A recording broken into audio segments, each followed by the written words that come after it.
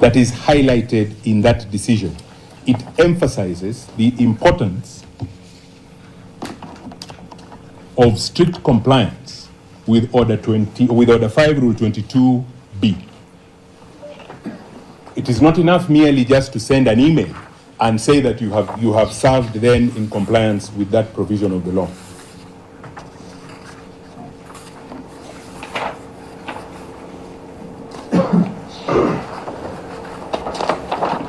Well, the next decision I wish to refer you to is the decision of this court in the matter of Philomena Mbete Mwilu versus the British Broadcasting Corporation. It is HCC 165 of 2022.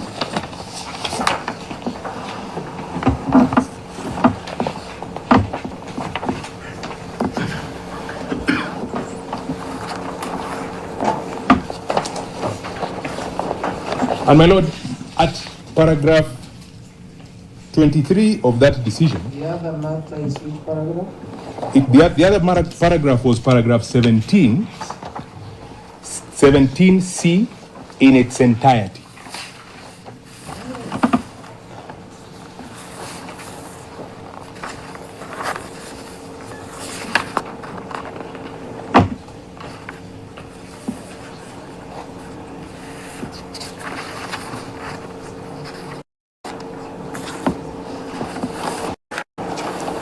Well, the next decision I wish to refer you to is HCC 165 of 2022, Philomena Mbete Mwilu versus the British Broadcasting Corporation. Again, my lord, here your sister, Lady Justice Janet Mulwa, was considering the proof by way of, or the alleged proof by way of electronic service. And the electronic service again was by way of Order 5, Rule 22B. And at paragraph 22, this is what your learned sister states. Despite the plaintiff's submission that it indeed effected service via email addresses of the defendant, it failed to prove such service by filing an affidavit of service of the process server, and I emphasize, attaching the electronic mail delivery receipt to confirm such service. My lord, that is what the law recognizes as proof of service. You don't print out the email you sent, attach it to an affidavit, and say you seek to persuade the court that you served as the law requires. My lord, later on in paragraph 23, in the second part of paragraph 23, to that extent, therefore, the plaintiff, having failed to tender proof of service of the summons and the pleadings by email to the defendant in terms of Order 5, Rule 22B, Subrule 2, the court finds that the alleged email service on that date upon the defendant to have been defective in the first place, even if it was effected. And I wish to emphasize the next paragraph, the next sentence. The importance of service cannot be overstated. It accords the sued party an opportunity to be heard before any orders are issued against it, and this is a tenet of natural justice, which all legal systems allude and abide by, and it was held by the Court of Appeal in Patrick Omondi Opio trading as Dallas Pub versus Shaban Keller. My lord, that brings me to an important point. Service is an important gateway to the right to a fair hearing in Article 50.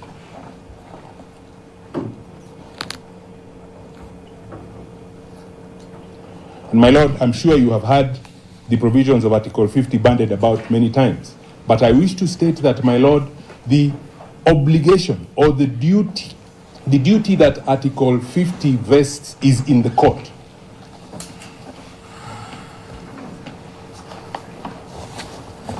The duty vests the court with the duty, my lord, to ensure.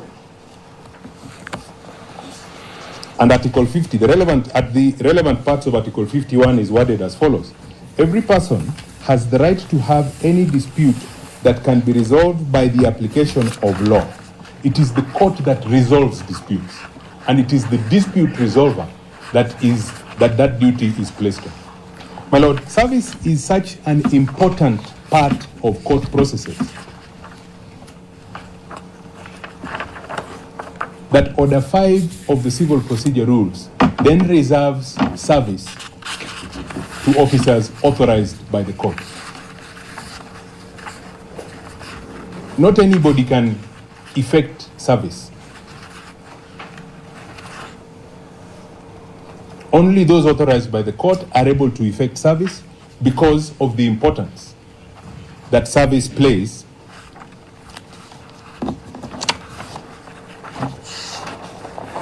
in the attainment of that right. My Lord, the last decision I wish to refer you to is the decision of the Court of Appeal in Patrick Omondi Opio Trading as Dallas Pub. It is the one referred to in the last decision. Patrick Omondi Opio Trading as Dallas Pub versus Shaban Care.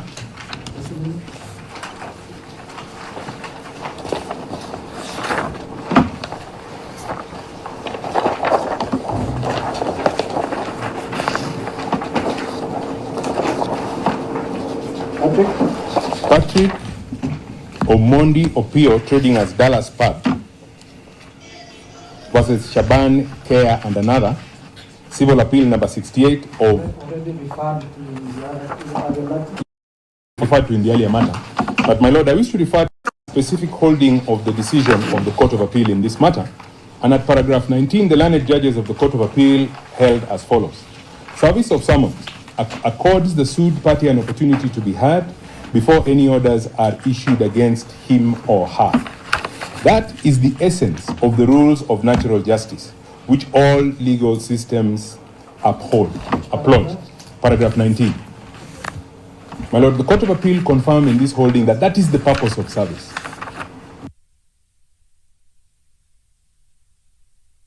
Of our Constitution. Are we together, my Lord? Yeah, I do that. All right. My Lord, the Court of Appeal then goes on to say, where therefore judgment is entered against a party who has not been served and hence not been heard, such judgment will be set aside ex debito justitia. Ex debito justitia, my Lord, loosely translated, means as a debt to justice. My Lord, I have been at pains to persuade you this morning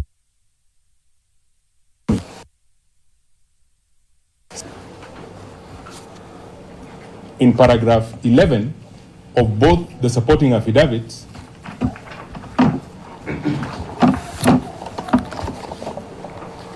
the applicant's last confirmed and used email addresses are set out. In paragraph 11 of the affidavits in support of the application.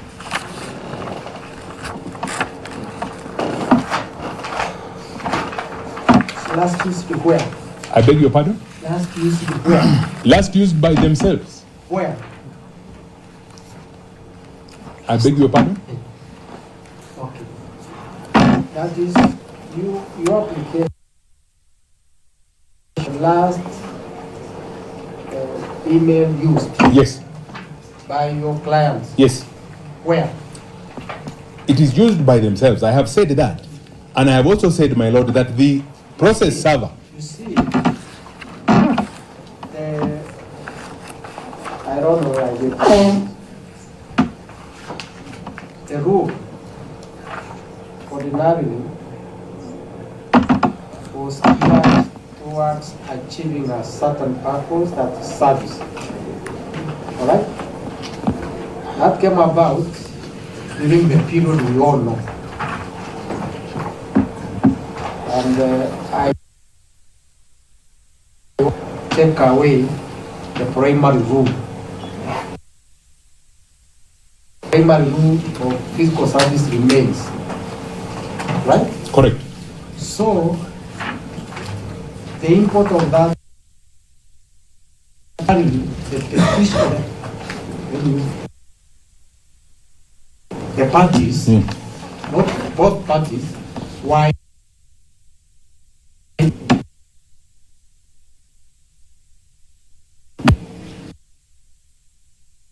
how else would they be communicating and how else would the other? But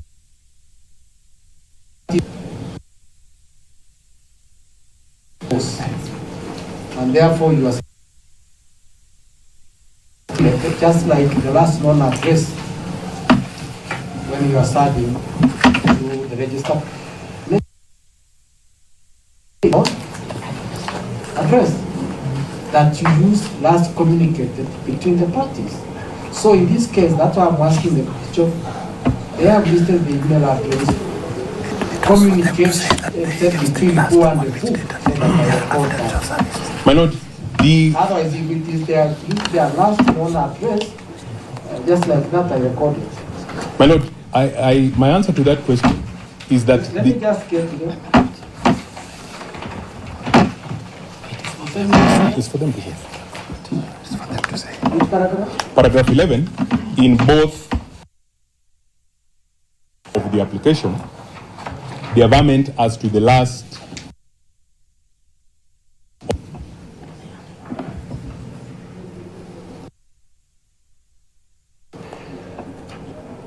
So here is the first response. and my Lord, perhaps before I answer your question, Let me record what you are saying.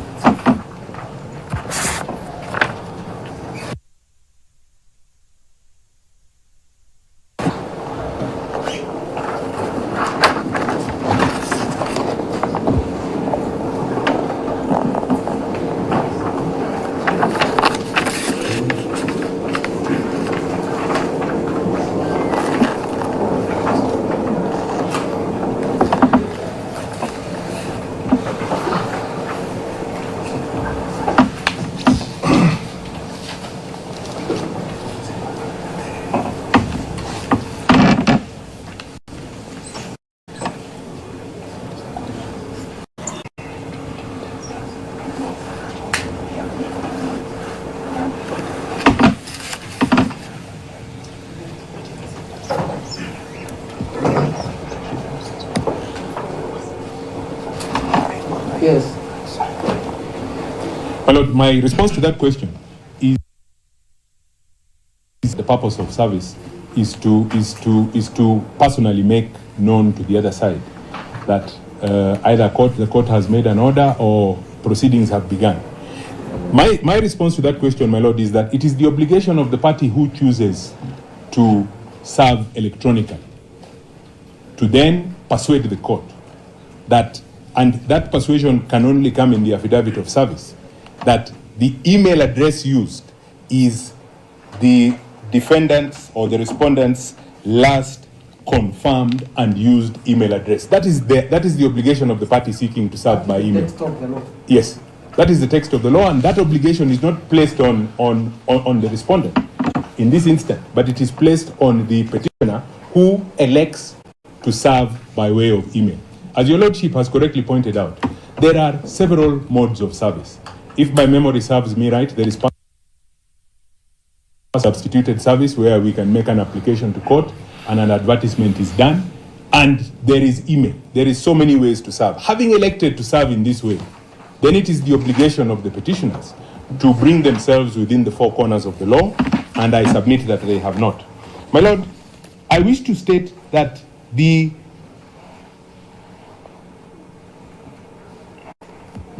Inspector General of Police, the first respondent,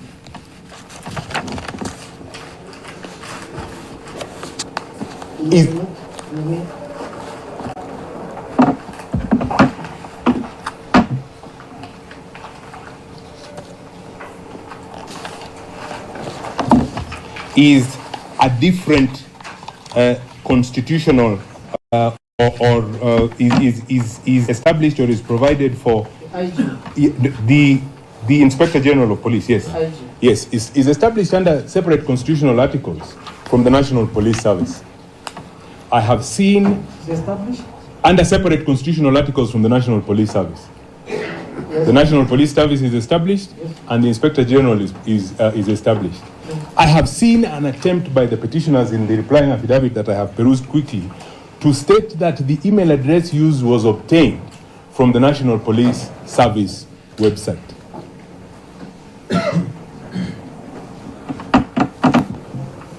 My Lord, there is an absurdity in that position.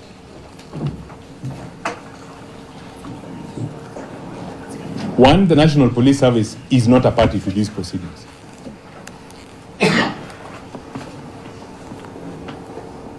Secondly, my lord, the National Police Service is present almost everywhere in this country.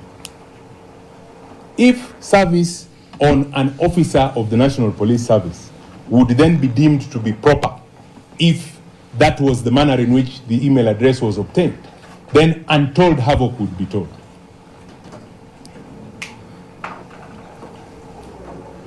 As was captured in the Sifuna and Sifuna decision, the email service is envisaged to be personal.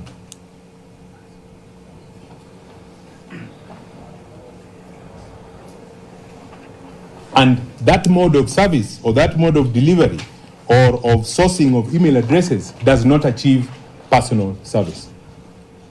My lord, the last ground I wish to argue in support of my application is the ground to persuade you to set aside the ex parte orders on the 8th of January this year. My lord, the orders you made on the 8th of January this year require or are for all intents and purposes habeas corpus orders.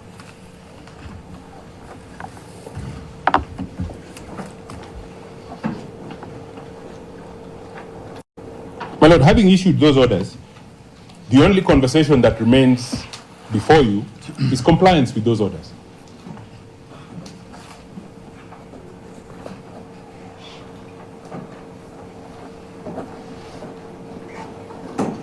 And my lord, those orders were made.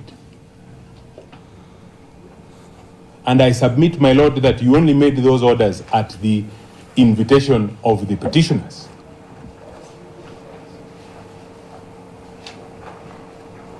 Without the opportunity of hearing the responses of the first and second respondents.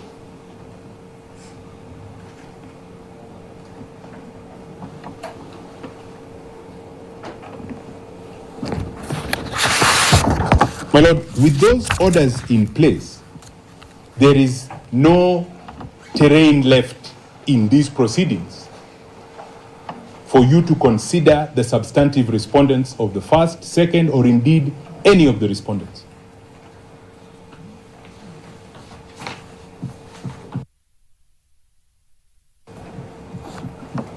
My instructions are, my lord, that the first and second respondents do have responses to the application. And my lord, my instructions are to very humbly request you. Where are those instructions? I've not seen it here. I beg your pardon, my lord? Where are they said in the affidavit? My lord, they have said that they have been condemned and heard. I'm not saying they have a response. They are saying that they are entitled to respond. I agree. And you see, you are telling me you have been instructed. So that is from the back. I say they have a response, and what I am seeking is an opportunity to put that response on record. And it is for that reason, my lord, that I beseech you to set aside. So, I'll record you. I have instructions that the first and second respondent Do have responses.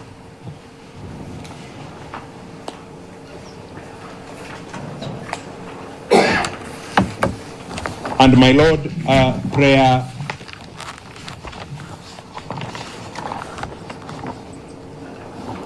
D in the notice of motion seeks leave for the first and second respondents to put in their responses.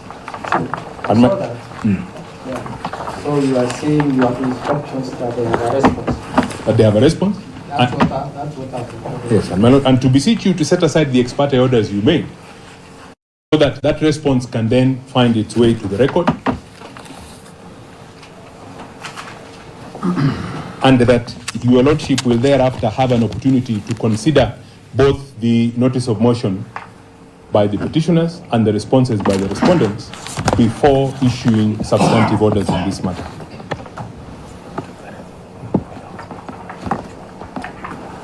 My lord, needless to say that it is extremely prejudicial to my clients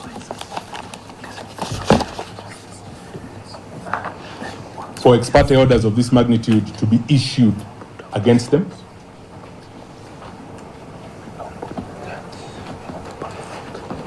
And like any other citizen in this republic, they are entitled to the right guaranteed by Article 50 to be heard prior to any orders being made. My Lordship, my Lord, if unless you have anything you wish me to clarify, I urge you to allow the notice of motion by the first and second respondents dated the 14th of this month and filed in court on the 15th of this month.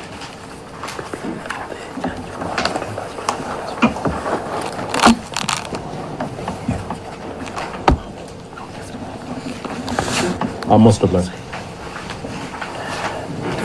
You guys go and support. Question now, because it may be assumed that I'm working for the petitioners. So I don't know whether anyone wants to say something in the respondent.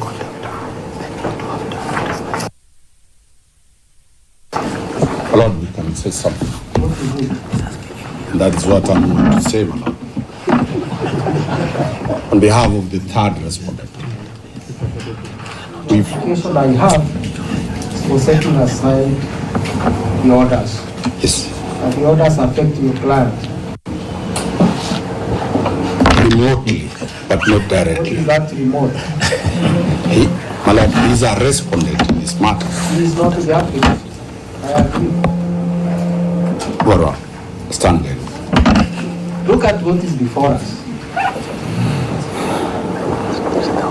My Lord, the third respondent is the Cabinet Secretary for the Minister and for Interior. I can see that. Very well. And the IG, But what is... I have an application as first and second respondent. my Lord, you could only allow me 1 minute only to associate Before I myself. allow you, Yes. you need to know what you are going to tell us. It is simply That's true. relevant to the application before us. It is simply, my Lord, that we associate ourselves How? because the Cabinet Secretary and the IG No. are intertwined. No. My Lord, The President is here. He doesn't take direction. on policy matters. He takes instructions on policy matters. Yeah, the Cabinet And can not issue. command. No, the command. Yes. So the issue we have here is it on policy. I can read the mood. I It's not the tactically, move. I tactically retreat. No. It's not about the move. Because I must control what we are doing here. But It's not for the mere fact that you are a respondent. You just come and say you want to argue. I have an application by two people who say the orders are against you. Is there an order against your client? none. So what are you going to tell us? Very well. I won't allow you to say something. You are number 3. Yes, we are number. Number 4. My Lord, on behalf of the fourth respondent, we just pray that you give us a ruling to that application so that we can. That's my word. Most of Unless you have nothing to say, that's my word. Yes, we have nothing to say, my Lord.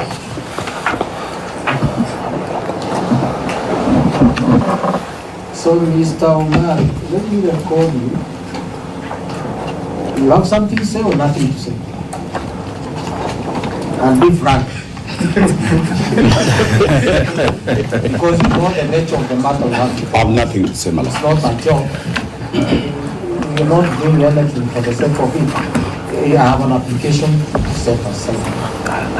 I have nothing to say, Mr.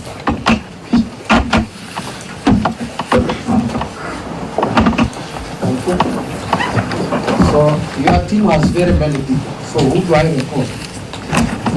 My Lord, you can record me on behalf of the fourth respondent, Mr. Barasa M.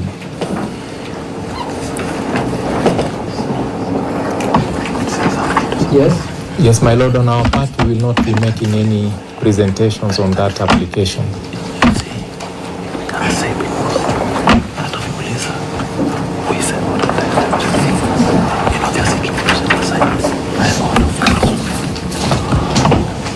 Mr.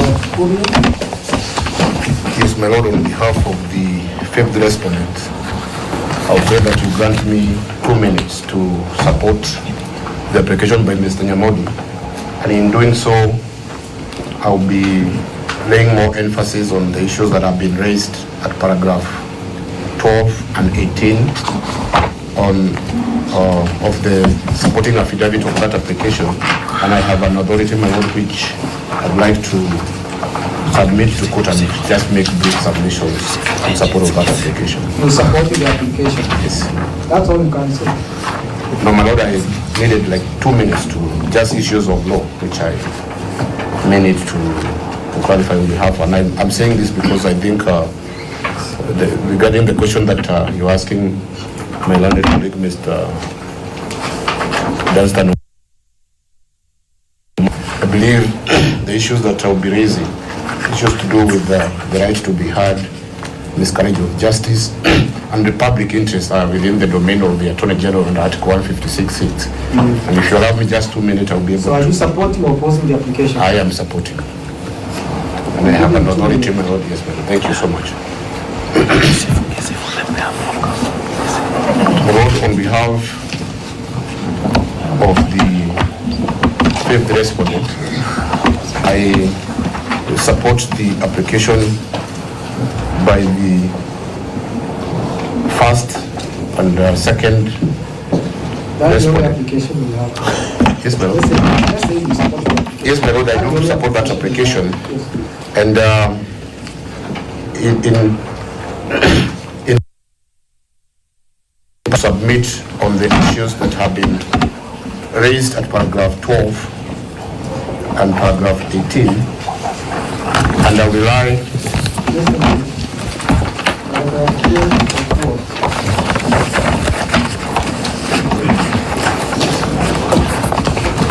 Then I've sent them and things which are paragraph 12. Forgive me for that. yes, my lord, and I think those paragraphs limit themselves to amendment made on the grounds that have been raised So in paragraph 12, in the supporting affidavit by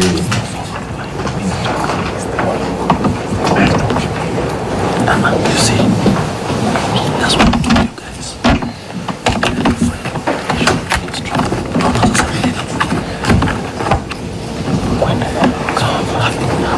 That's the first and second respondent. my lord, in those, you support the amendment yes, Beautiful. Now you have now that we have the position. that have been raised at paragraph 12, Of course, we reply. paragraph 12 of the supporting affidavit to the application on the grounds that the orders of this court of January 2025 ought to be set aside. No evidence that we have abducted. Yes. And subsequently on the 13th, my lord.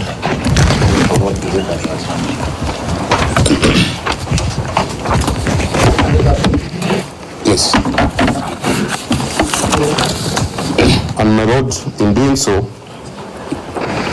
I have submitted before you an authority of the High Court in which other decisions of the Superior Court, and the Court of Appeal in particular, are quoted on an application to set aside the duty of the court when it's presented with an application to set aside and the premises upon which the court discretion. At paragraph 12, my lord. Yes, my lord.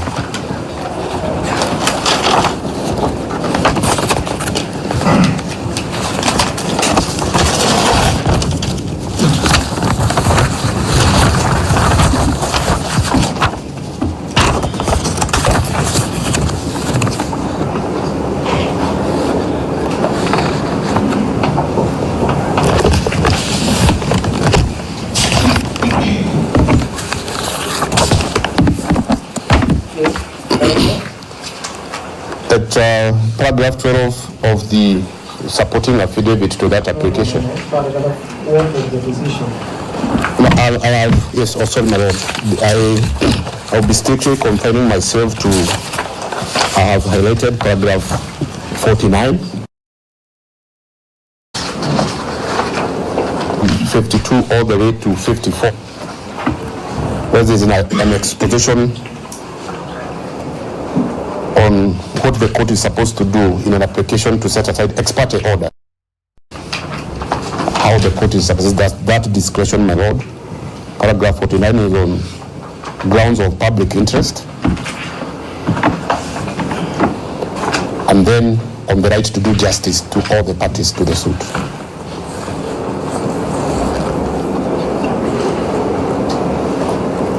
So you go on paragraph 49? Paragraph 49, and then paragraph 52. Not 51. Sorry, 51 to 54. 51 to 54 of the decision by Justice, your brother Justice, it is persuasive, but at the penultimate paragraph, my lord, you will find the decision of the Court of Appeal in Mwenesi versus Shari Lancaster and another civil application number 170. A court of law has no jurisdiction to do injustice. That is a decision of the Court of Appeal that is binding, but the other issues are issues that I would like to persuade the court in making that determination. My lord, if you look at prayer number 1 of this application, the applicants are beseeching this court to set aside the court orders that were issued on the 8th of January and the 13th, and at paragraph 13, they have read the basis as the right to be heard, in the sense that these orders were issued by the court rightfully, exercising its discretion in matters brought under Article 22. But my lord, on behalf of the 5th respondent, and the reason, and I want to say this, my lord, because prayer number 1, or even when the court exercises discretion, when, for example, you stay your orders, we are not doing away with the orders that we issued. We're just simply coming before you and saying, stay your orders so that what is presented before you, and the applicants have come before you under Article 51, Sub-Article 2, on the right of habeas corpus.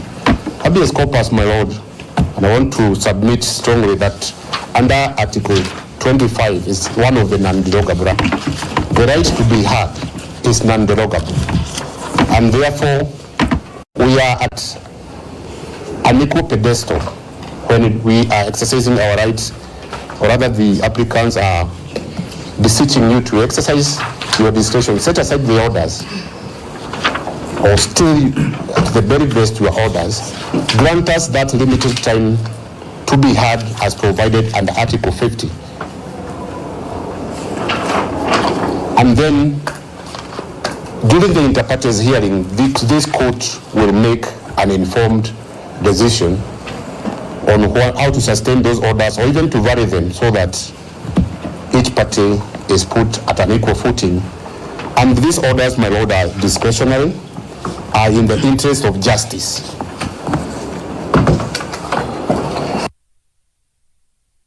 I have said, my lord, equally, the respondent will feel, and I support what Mr. Nyamodi says. For example, if you look at Article 22, and of course the court has sat in several matters of this nature, orders of habeas corpus under Article 51, Sub-Article 2, are orders granted where the applicant is in custody, lawful or not in a lawful custody, such that he is produced in court. If, for example, my lord does not exercise that discretion to just take those orders and hear the parties on the allegations that have been made before them, then ultimately the parties will be condemned unheard. And what the respondents are just craving for is sitting aside and listening to us, inter partes, so that you make an informed decision. Because habeas corpus, by very nature and how they are crafted, they are final orders. And there can never be a fishing expedition to just look for evidence on the assumption that the respondents are holding. And I think I will raise my case at that point, my lord, and ask you So to... you've been, well, that poses me to intervene, ask a question. Yes, my lord. I was telling myself, and now it's like I have to ask you a question. The applicants or the petitioners come before the court and say what they say. Right? Now, you are here urging us to set aside court orders. We will consider that. Yes, my lord. And you must have heard me ask Mr. Modi, I'm not doing that case, but now I have to ask you. When you say you want an opportunity to have an agreement, affidavit, this applicant's case, because cases are setting aside the orders. All right? What have they said is their defense? You look at you must have seen the applications, you must have seen the application. And you have to report Mr. Nairobi verbatim as instructions, and they have a defense. So I listen those to... are the things that Yes. you're avoiding to go into. And in here, as you like to say, habeas corpus by its nature. Yes? It's a very serious matter. Yes, my lord, I agree with you. It's a very serious matter Yes. that we cannot just look at and say all this or that. So the issue you are saying, I hear you, but I'll make myself, I don't want to say much. I get the concerns of the court. Let me leave it there. Yes, most obliged. So you are, My lord.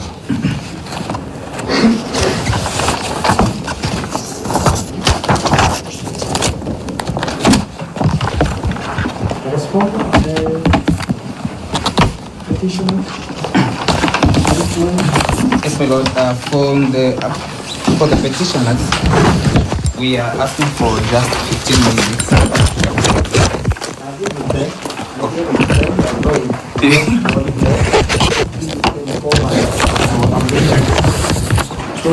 I'm very grateful for this service.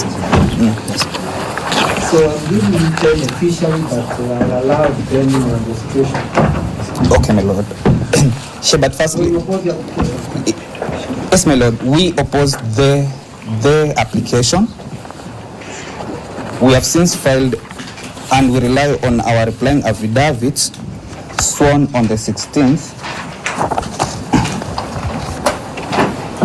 which has also been served on all the respondents.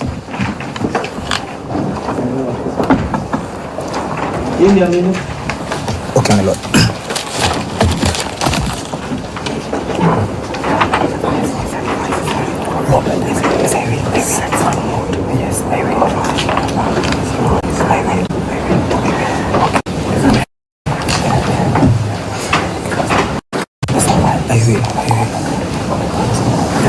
I wanted to put that as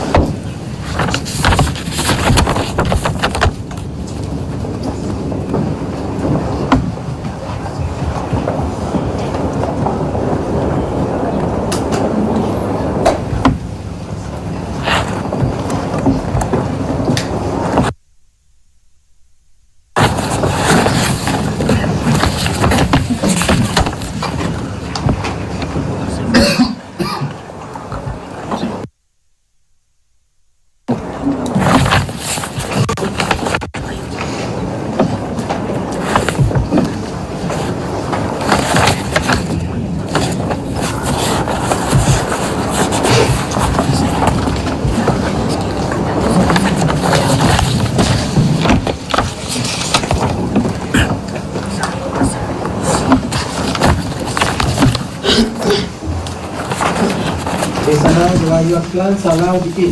Yes, my lord. I really want to thank you. Thank you, my lord. So, Mr. Yao, proceed. Yes, my lord. So I will address the last limb of our submission. One,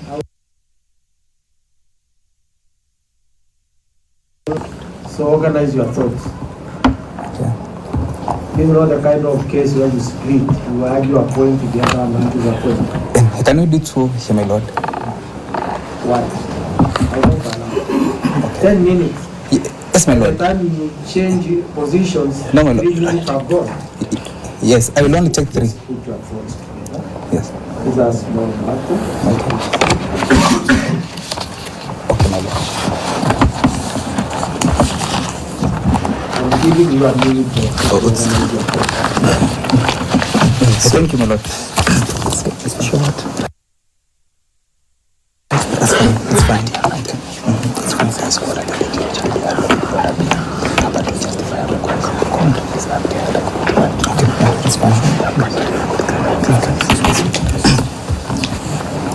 That's fine, my lord. I'll go. Sure, my lord. I will start on the first ground on the powers of this court to grant interim reliefs. It has been claimed that they are final in nature and that they occasioned miscarriage of justice.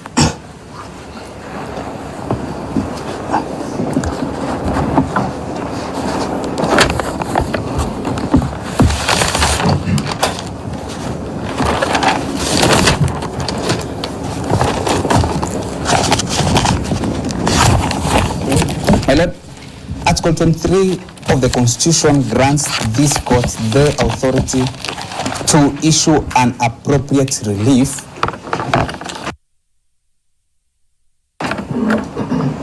including interim reliefs.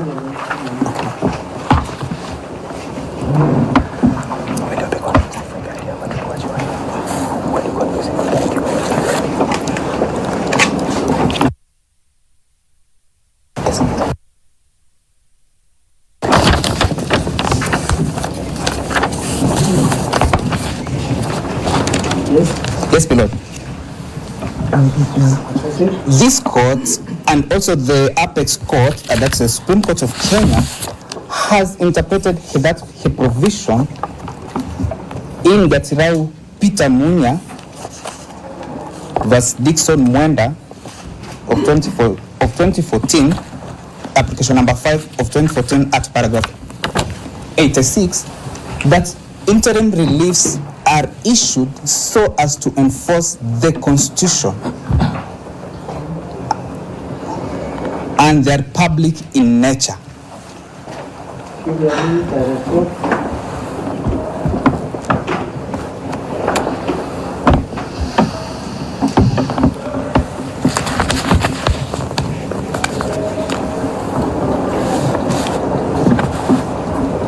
So which paragraph? 86. They are public in nature and are issued to enforce the Constitution and also for the protection of human rights. My lord, Rule 23 of the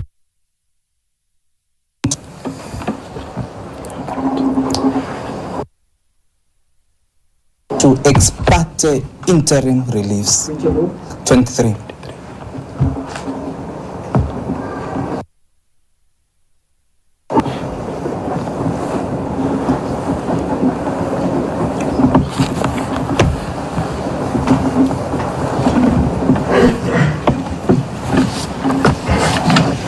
So the question is, what was the appropriate relief as at that time when the application and petition were filed?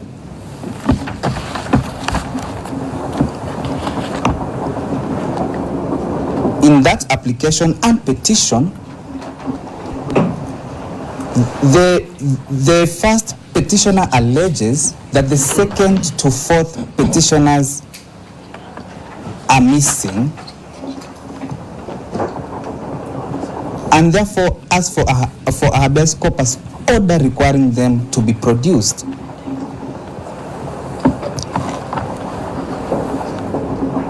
And this court, it was kind enough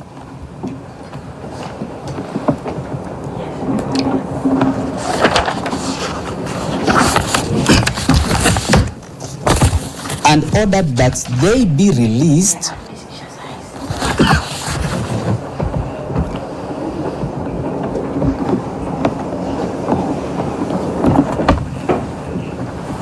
and or in the alternative,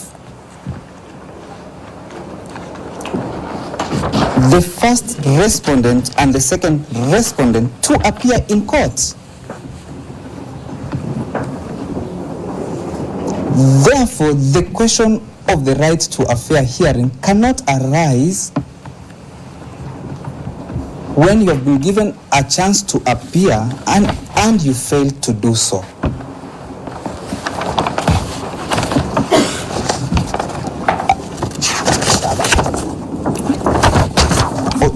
On that point, my lord, I rely on the decision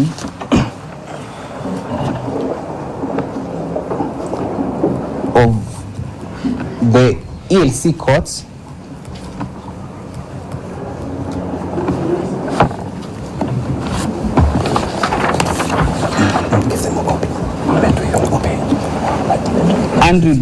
Andrew Ndaba Karanja,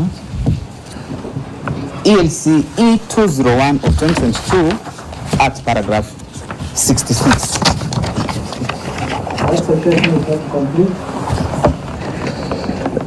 It is Andrew Ndaba Karanja versus Ambassador Simon Nabukwesi.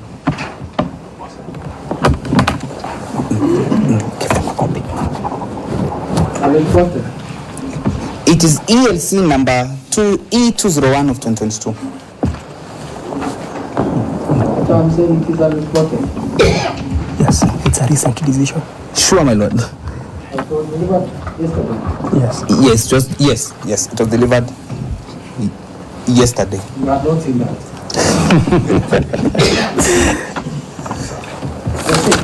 Yes, my lord. Now, on the second issue of public interest, So which paragraph are you relying on? at paragraph 66 of the decision. 66. I hope you have seen your colleagues. I've been gifted with a tablet. I hope I can keep it. That's not my order.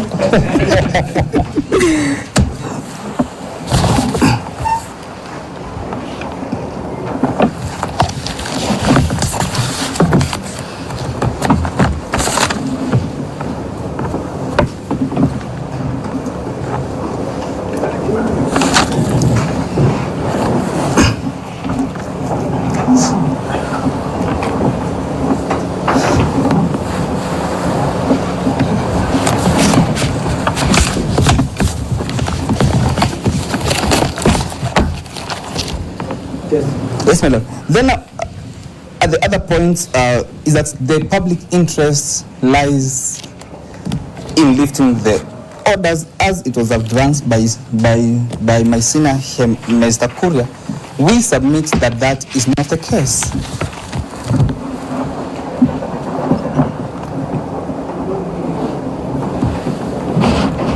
Public interest lies in the strict observance of the Constitution.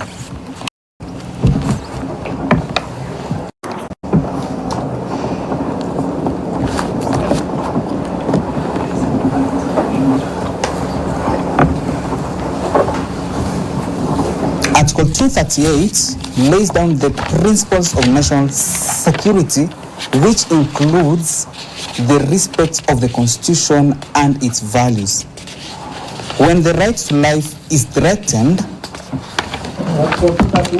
Article 238 of the Constitution lays down the principles of national security, and this includes the respect of the Constitution and the values and principles. Include? The respect of the Constitution, the rule of law, and the national values and principles. My Lord, Let me put respect to Article 10. sure, my Lord. Sure, my Lord. Yes. That the way to put it. Yes, my Lord. Repeating those things. Yes. Yes, we can summarize it as the Principles in Article 10. Yes. So, my Lord, when the right to life is threatened, public interest lies in holding the security agencies accountable. One of such ways is giving them a chance to come and explain. Your order issued on the 8th does that, my Lord.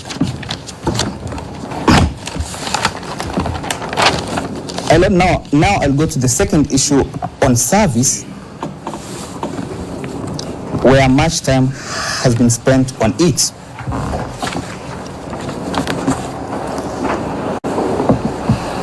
Firstly, my Lord, when you retire, you will note that all those authorities submitted to you are distinguishable. So what is your point? See, you should tell me the point, then you go now to explain. Oh, okay, my Lord. What is the point regarding service? Regarding service, and second, respondents were properly served.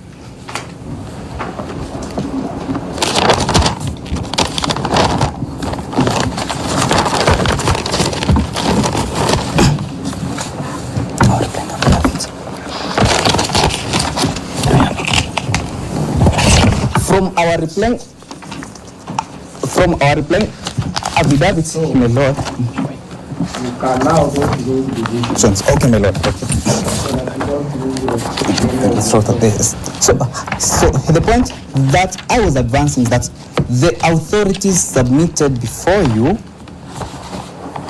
they are distinguishable and inapplicable in this scenario.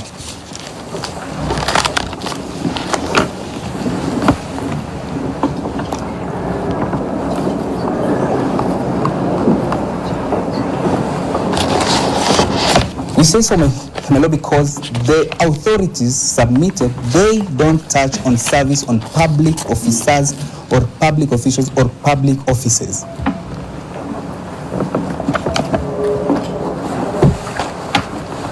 They are all personal disputes in civil and commercial.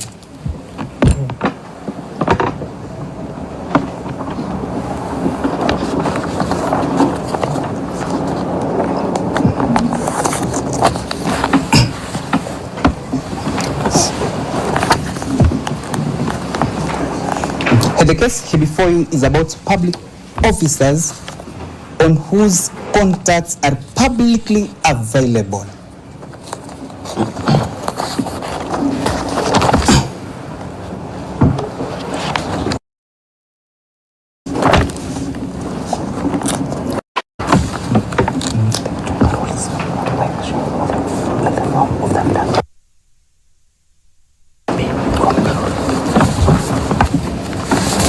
Yes, my Lord.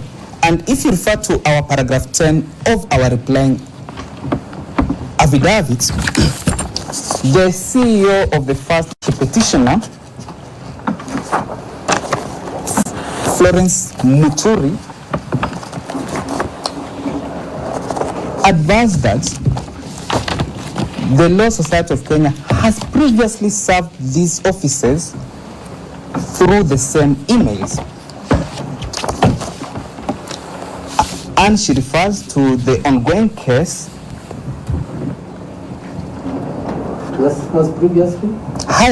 has previously served court documents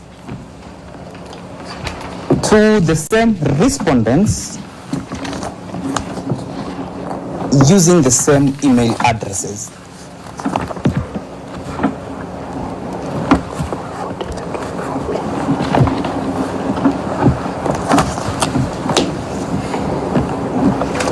That is paragraph 10, subparagraph B.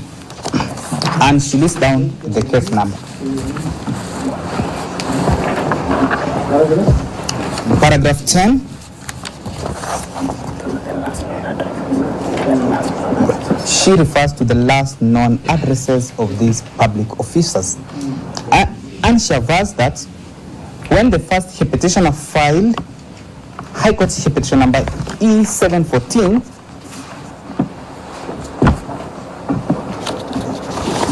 of 2024, 714. yes, of 2024, it served the court documents using the same email addresses.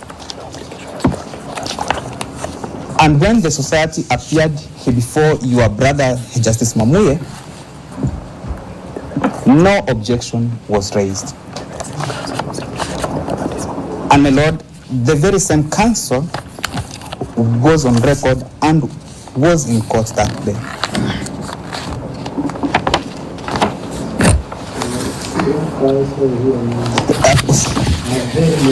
Senior counsel Nyamodi, she was representing the very same parties.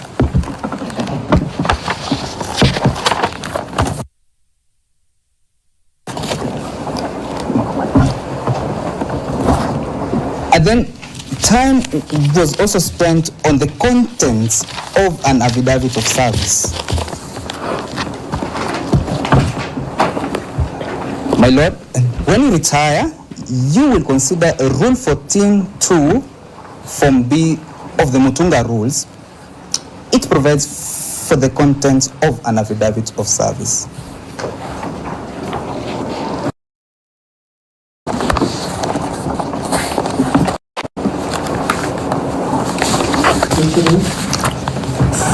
Form B issued under Rule 14, Sub-Rule 2.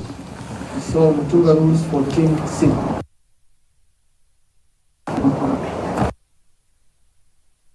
Yes.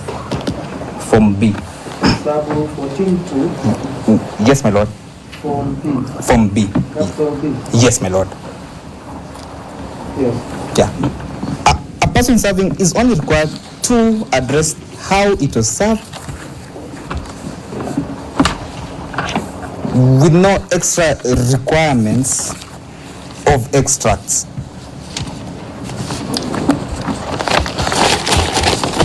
We submit, my lord, that at Mutunga rules regulate petitions, and the civil rules can only apply, if at all, where there is a gap. We submit that there is no such gap.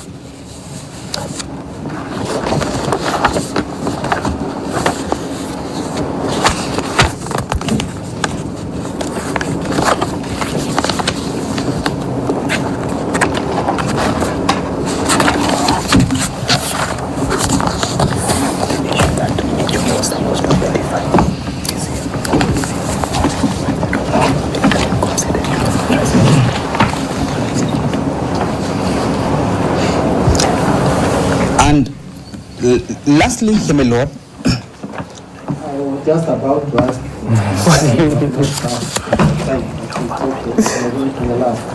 Yes, my lord. Lastly, There is no evidence before you that those email addresses do not belong to those public offices.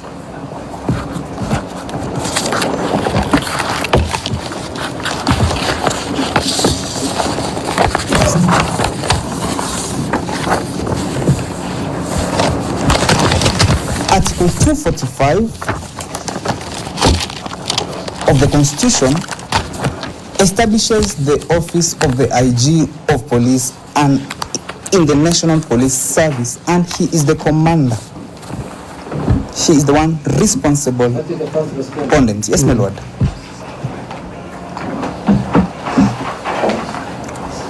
So if that office is served, my lord, then such a high-ranking officer can be accessed through that email. How else can Kenya ranking officer in order to effect service?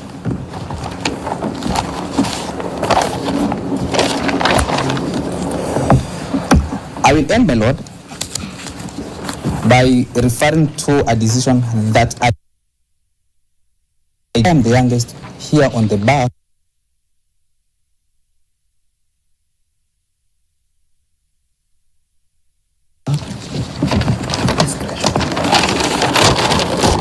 that the prayer to set aside is a discretionary relief.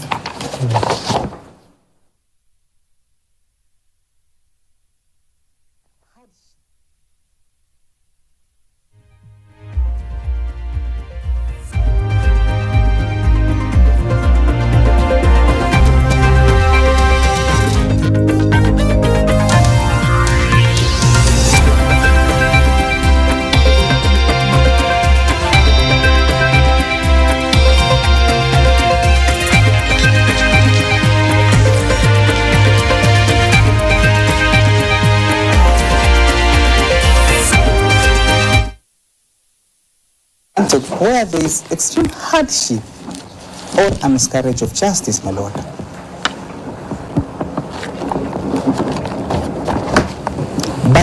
But they cannot be delivered or granted where they are being sought to obstruct the delivery of justice. Yes. Kenyans, my lord, and the families of the second to fourth petitioners want to know where their siblings are. That is the main goal of this application and petition. Setting aside those orders will not lead to that result, my lord. It will actually allow the bleeding of the Constitution. And as Senior Thunder Courier submitted,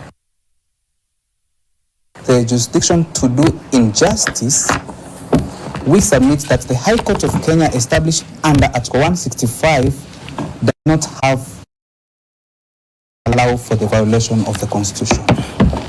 That will be all from us, my lord. Thank you for the opportunity.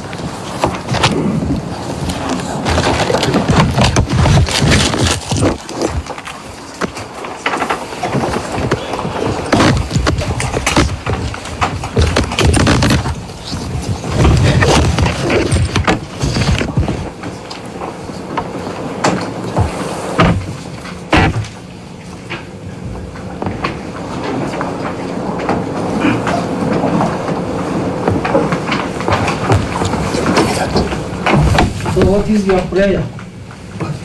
My prayer, my lord, is that the application be dismissed, my lord, and the orders granted and that in be confirmed. So what do we do?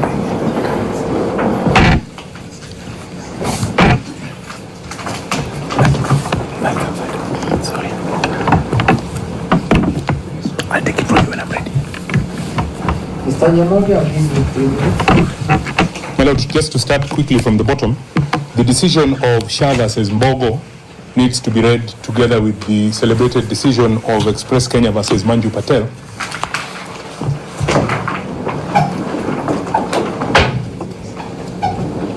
And in that decision by the Court of Appeal at the apex court of this country at the time, Shah versus Mbogo, read together with Express Kenya versus Manju Patel, and understood. Read and understood together with Express Kenya. With Express Kenya versus Manju Patel. Manu or Manju? Manju. M-A-N-J-U. Yes. Where it was held that where it is... Citation. I beg your pardon? Give me citation. I don't have the citation. I know the decision because I have relied on it before, but I didn't know I was going to use it because I had it 2 minutes ago. So you're asking me to go and look for the citation? I can supply it to your court clerk. No, it's okay. Where it is held, my lord, that where it is established that service was not effected. So that where it is established that service was not effected. that service, then the orders made by the court should be set aside ex debito justitia as a matter of right, as a debt to justice.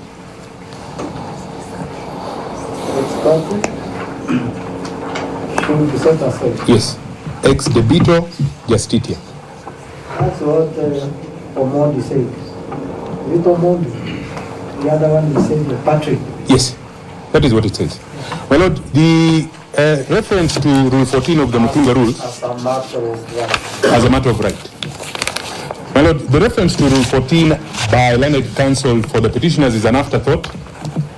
The evidence of service, and I will come, of the Mutunga Rules is an afterthought, because the evidence of service is the affidavit of service of Noel Oduori of the sworn on the 13th of this month.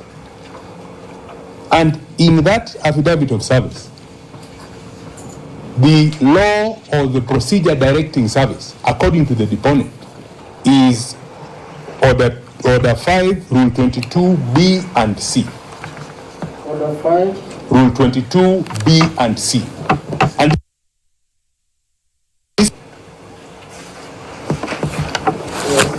well, there is the submission about, or the question that learned counsel posed to court. How else are Kenyans expected to reach certain high offices?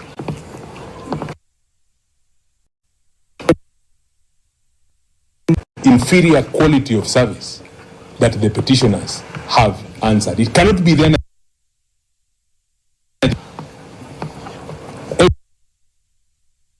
Article 50, and it is for the petitioners then to ensure that the quality of service that they effect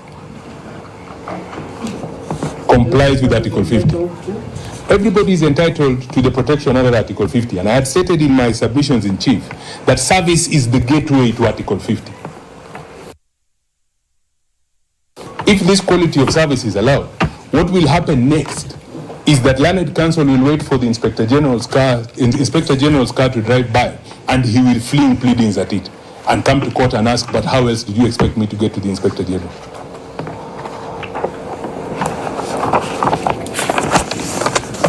My Lord, the responsibility to effect service is on the officer authorized by the court to effect service. That responsibility is not co-shared between the officer serving. If he is not an advocate, the advocate instructing that process server, or the client that is instructing the advocate in the matter. That responsibility is on the person who served process. I say so, my Lord, because there are explanations in the replying affidavit to the application that is before you this afternoon that seek to make clarifications about the affidavit of service. When your Lordship considered this matter on the 13th, what was before you was the affidavit of service. That is what evidences service, nothing else.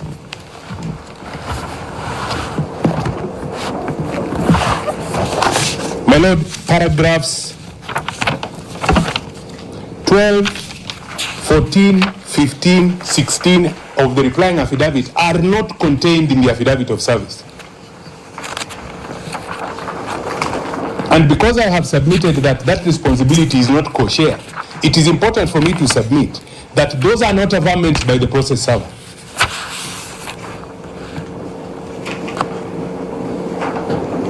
Whoever is deponing to this affidavit merely instructed the process server to serve. They did not effect service. Mr. Lamont, you are on one hand, you notice I'm looking for something. So you don't expect me to record you. Most obliged, my Lord. I'm looking for the affidavit of service. I had asked earlier. On which day? My Lord, let me tell you where the affidavit of service is. My Lord, it is on page 29 of the notice of motion.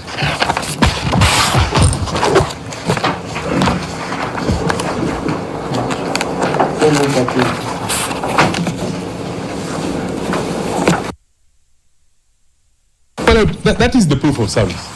And really nothing else can be the proof of service. Any explanations rendered after the fact are after the fact attempts to improve the poor quality of service that is not in compliance with the law.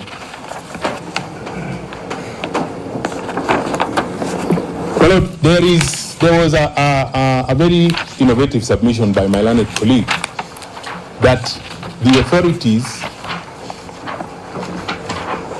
that were cited are distinguishable because they do not relate to service on public officers or holders of constitutional offices.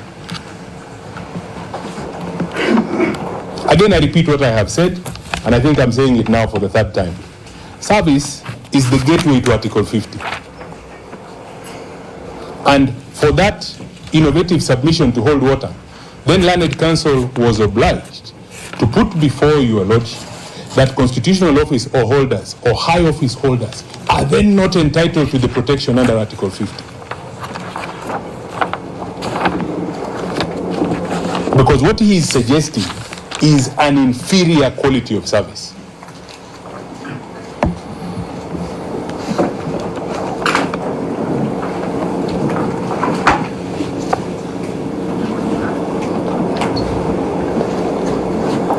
There was the submission that contacts that were used to allegedly serve the first and second respondents are publicly available. It was important, and this is why I wish to cross-examine the deponent of the affidavit, that averment should have been made in the affidavit in support or in the affidavit of service.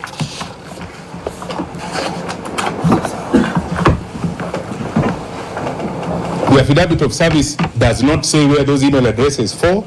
There is an attempt to explain where they are from in the replying affidavit, and I have stated that service is an issue to be confirmed and evidenced by the process server.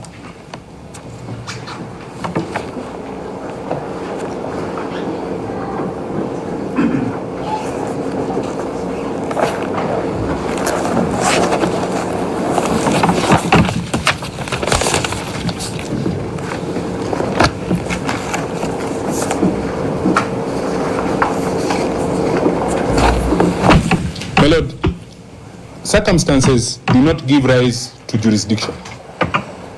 Jurisdiction of this court emanates only from the Constitution and the law. There have been submissions on behalf of by Learned Counsel for the petitioner to suggest that the circumstances of this matter then justify the abbreviation of certain hallowed provisions of our Constitution, such as the right to a fair hearing. My Lord, there was a decision there was reference to a decision. I believe it is Andrew Ndaba. I only have the paragraph here on the screen that my learned colleague has shared with me. And I wish to say that decision is applicable for the following reason. And it has been misread by my learned colleague. The decision quotes the case of Union Insurance Company of Kenya versus Ramzan Abdul Danji, and it is civil appeal number 179 of 1998 and reported. And this is the passage from the Court of Appeal. The law is not that a party must be heard in every litigation. The law is that parties must be given a reasonable opportunity of being heard. And once the opportunity is given and it is not utilized, then the only point on which the party not utilizing the opportunity can be heard is why he did not utilize it. That is our point exactly.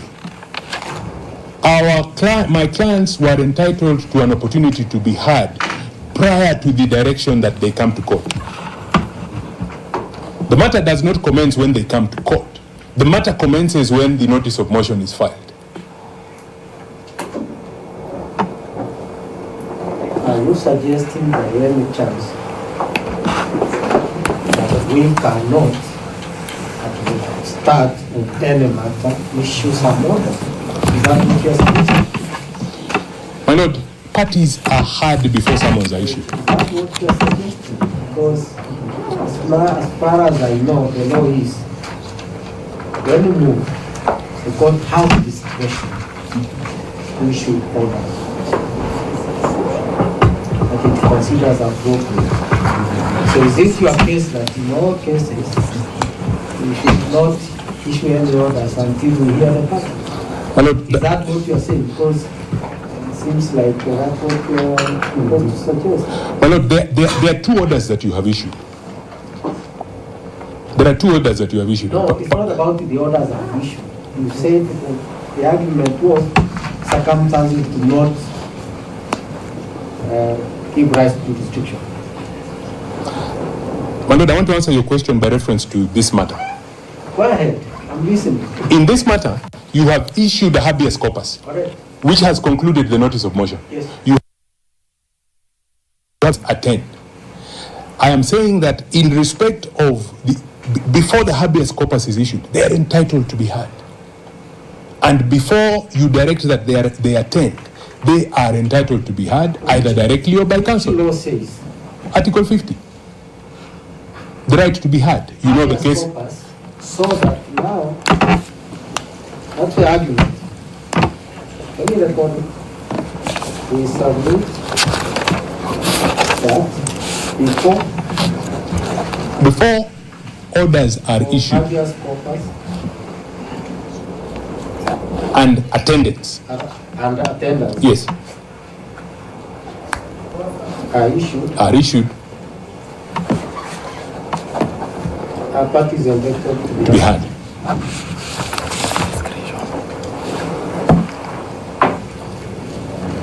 Thank you.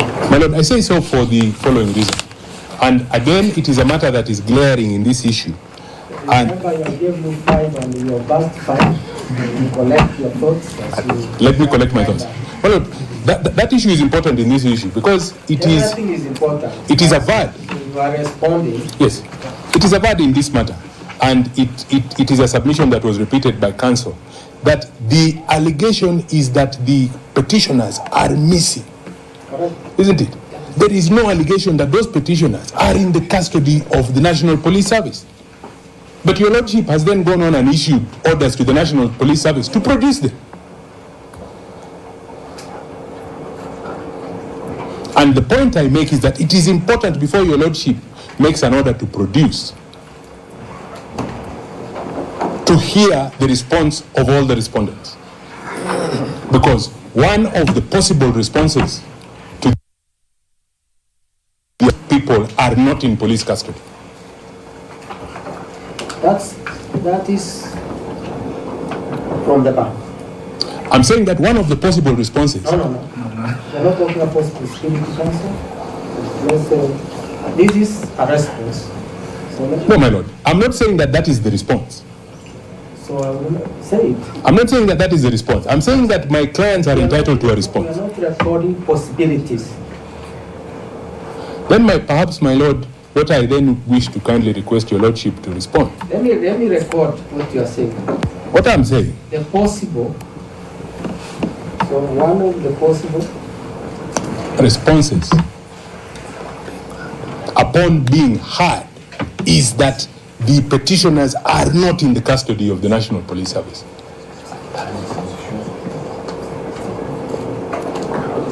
But my Lord, having ordered that they be produced by the respondents. It's not all the petitioners. Is correct. Second to fourth. I stand corrected, my Lord.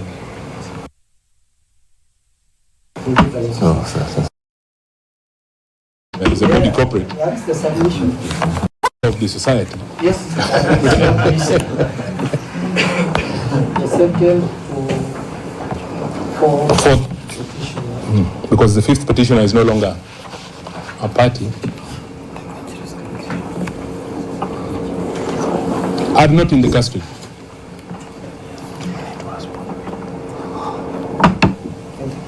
And my Lord, it is then prejudicial for the petitioners or for the respondents to proceed in a terrain where the substantive order to produce has been made. It is prejudicial for the respondents to proceed in abuse has been made, the first and second respondents. And my Lord, because what the matter then becomes is not to produce them, but where are they? That is the effect that ex parte order had